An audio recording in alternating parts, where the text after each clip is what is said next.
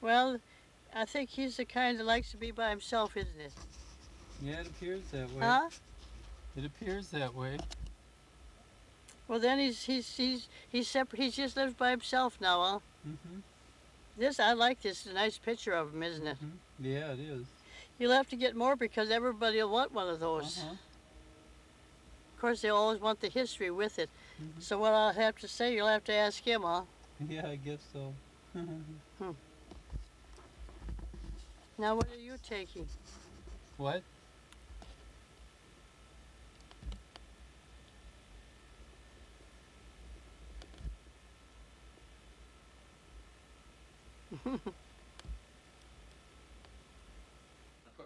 Mother was responsible for me. Well, I remember when I stole a penny when I was about 5 years old, and she caught me. And from then on, I was completely, almost completely, you can't say completely, almost. And then I was sitting right out in the back of the house when we had this house in Peoria, said some word, and Mother questioned me. And then that was the end of my swearing. And then, in this house at one time, they were smoking cigarettes, and they fed me a couple, and I smoked them, and it made me sick. That was the end of my smoking. So three different things that made me look pretty good. If Mother only knew, she'd be real proud if she knew exactly what we were doing for her, wouldn't she? She'd be thrilled. Yeah, she'd be very touched. In the obituary in the Wabasha paper, I made a comment that was one of her trademark lines. It's a miracle. Well, she always said that when I taped her while she was watching herself on the tape, on the screen, and I taped her while she was doing that, and she made a lot of good comments while that was going on. And that's a miracle. And I was a genius. You always left Blanche feeling pretty good about yourself. Right, yeah.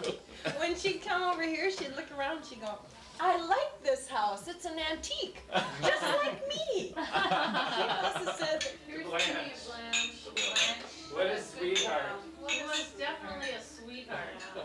October 2nd, 1993, with Grandma on her final journey down the Mississippi, listening to Neil Young. What? With Robert Paul Eves II and Robert Paul Eves III. And Grandma in between. Whoops. Yeah, I can hold it. Boy, it's heavy. Yeah. I was Being transferred to her ginger jar, which she will be buried in. Well, we're gonna put some super glue around the edge of it. It's got a top on it. Would it be inappropriate if I put a picture of Elvis sitting with her? No, in fact, I've got some little things to go in with her too that I'm gonna add. Okay. In fact, I think one of them is a picture of Elvis. Oh, yeah? So. There she is. Thank you, Grandma. They didn't make it. Darn. What? She doesn't. She didn't make it You have where? to start lower. Just start lower. There. That's good. Okay, That's the ashes. The ashes of Mrs. Blanche B.M. B.M. Eves. B.M. Eves heading from Lake Pippin towards Wabasha and through Wabasha, according to her wish. Here it goes. Whoa! She was just a great companion. well, and she appreciated like what Patricia is, the littlest things. I mean, her and I I'd go get her in her wheelchair when she lived at Central Towers, and I'd just push her around in St. Paul Center, and she'd be going, "It's a miracle! This is like a miracle." Yeah, and I'd take her over to the Science Museum, which was Kinney Corner from Central Towers, and we could go to the same exhibit every other day, and she'd still find it incredibly interesting. I remember one time driving. I was taking her to church. I took her to church every Sunday that I could until she got, it was too hard for her to get in and out of the car. But we were, it was real quiet, and I would play, music for her because she enjoyed that. And all of a sudden, she just breaks out in singing in the rain, and I had no idea where that came from. She just, I'm singing in the rain, and we started singing that together, and those are the kinds of things she and I did that, we didn't have to do anything particularly special. And she told me once her best friend. That's, you know, Rick and Tom. Then she had a way of stating the obvious. That, like, one of the things, I would take her out to look at the holiday lights, and she just loved them. And we'd drive around, and then she'd say, you know, it's much better that we're out at night, because the Christmas lights wouldn't have the same effect if we were going around in the daytime.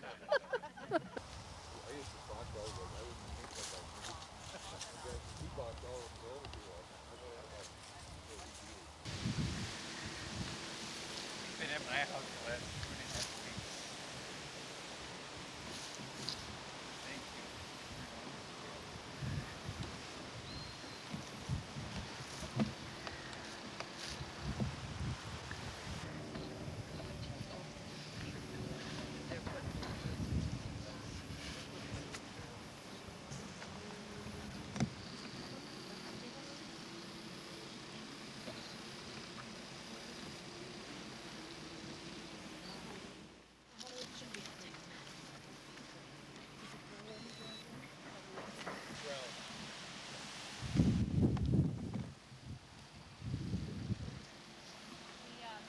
Oh.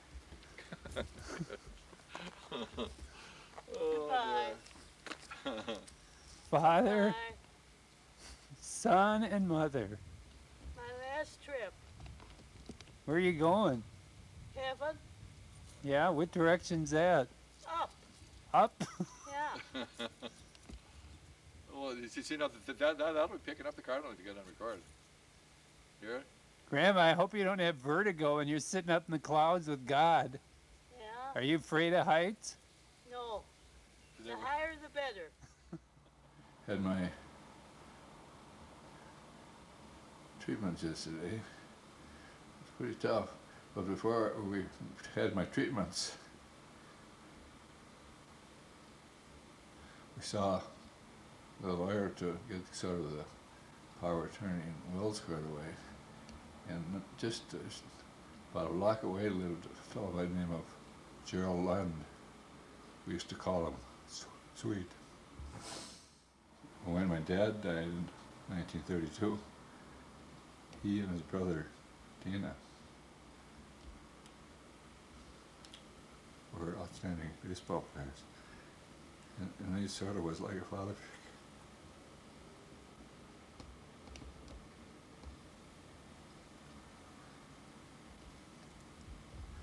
To me.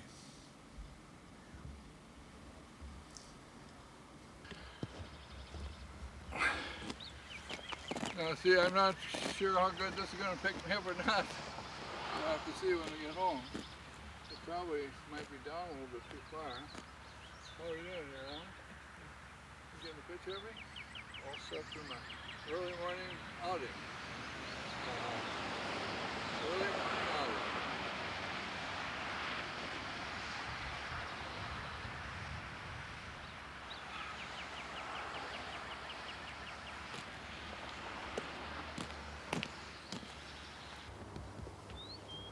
Well, I hope, see, I call these two Pat and Mike. Pat's the woman and Mike's the, of these names I don't really have any reason for naming them. In fact, What helps you identify? the two white ducks and the big green-headed duck out at Como, I call one I call the woman Millie, and I call the big green-white duck, green-headed white duck, that's what I call them. And the other's Herman.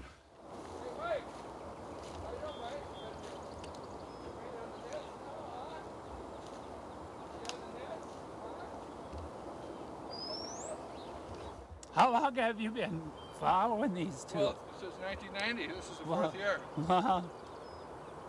And until 1992, I didn't know they had the nest here though.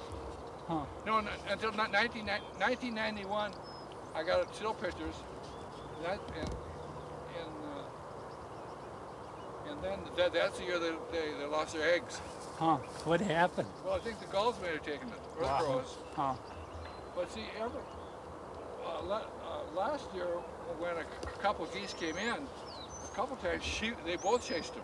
Huh. Normally he only chases, he just sits on the nest and hollers and squawks and everything. And I thought last year he was going to have a nervous wreck. He was chasing everything, but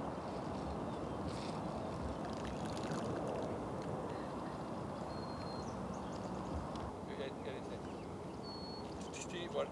There! Oh, that's good. See if I can get you one more piece of that.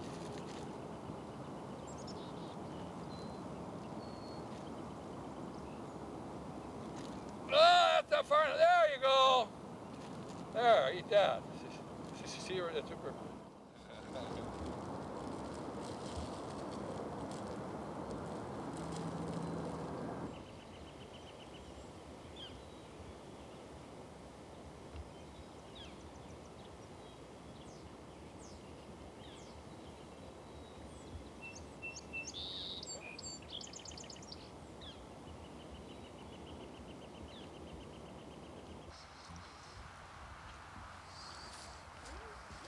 There's the hills versus what's during the time it's real colorful, where it's good scenery. Last year in 1992 we come down and on October 2nd, the scenery was great. Just again, LRIS, CORP 123rd Field Artillery, 33rd Division, October 7th. 1932 is when drowned, and this is. We count how many people are dead in here. All of them. I used to ask Mother that all the time. Really? Let's take a look at what I this said footing's that to gonna look Robbie. No, I'd go by there, Mother. Look at there's the cemetery. How many people are dead in there? And Mother, you sit down pretty well. It looks like they've got the concrete painted red. I wonder if they... Yeah, that must be 5 feet. Well, I'm 5'6". I'm 5'9". Okay, lay down there and let's check it out. Yeah, that's 5 feet. Oh. Have any bread for you, Whitey? You know that? Little Whitey? Sure. Sure, Whitey. I don't have any bread for you, do I? Nice blue eyes. You got such nice blue eyes, Whitey. Yeah, Whitey. Hey, yeah, Mac. Yeah, isn't that good? You like? Boy, when Gert takes it out of my hand, that's gonna be the day, isn't it, Gert? Gert won't take it out. Even these ducks will take it out of my hand. He says, they'll take my hand and everything. There you go, big guy. Yeah, Gert. Okay, Mac. There you go. Yeah. Mac's good. Mac's a good duck, aren't you? Whatever kind of duck you are. Yeah. Whatever kind of duck you are, Mac. Well, I was going down to McGuire's singing at a bar, and he got stopped for going too slow. And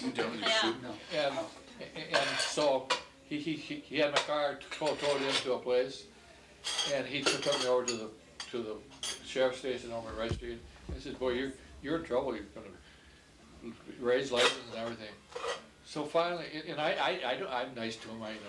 I'm sorry for everything I did and everything. And he says, "Well, go in there and call a cab and get a ride home."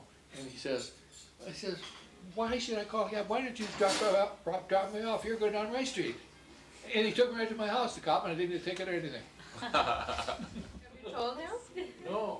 No, I never told him that story. I never told anybody that story. What story? Maybe it's Well, something you're we not don't gonna- know. Maybe this is some secret of the The previous first time I generation realized that we what sex was. What was What that? happened? What happened? Yeah, what was that? No, I'm not going to.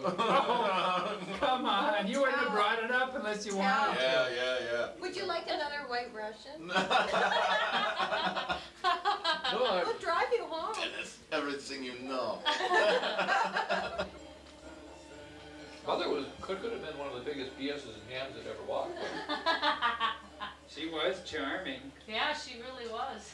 She charmed everyone. Everybody had kind of, Everybody loved her. All the people that ever worked with her. except for her Buster. And I tell Did you love Grandma? I don't know if I love it.